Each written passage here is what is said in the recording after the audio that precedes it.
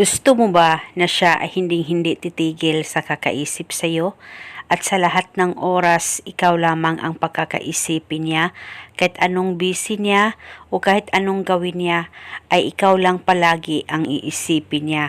Kaya kung gusto mo na maging ganito ang partner mo na hindi makakatigil sa kakaisip sa iyo, ay gawin itong ritual na ibabahagi ko sa inyo ngayon.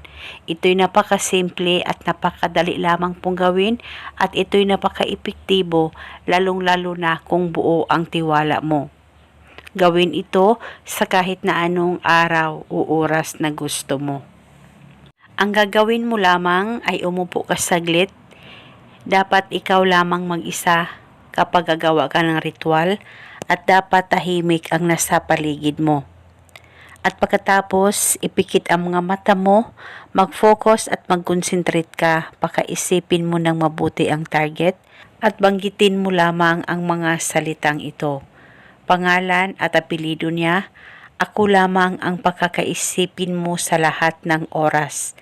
Banggitin mo lamang ito ng paulit-ulit kahit ilang beses ay pwedeng-pwede po. At ngayon mismo, siya ay matatamaan nito. Basta magtiwala sa kahit na anong mga ritual na iyong gagawin. At isa itong gabay para mapatibay ang relasyon ninyong dalawa ng partner mo, lalong-lalo na kung palagi na lang kayong nagkamalabuan sa isa't isa.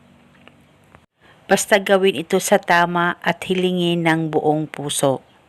At gawin itong ritual araw-araw, isang beses sa isang araw sa kahit na anong oras na gusto mo. At kung naging okay na kayo at maayos na ang relasyon ninyong dalawa ng partner mo, at kung nararamdaman mo rin na iniisip ka na niya palagi, ay pwede mo nang ihinto ang ritual. At eto muna sa ngayon, maraming salamat po sa panonood. May God bless us.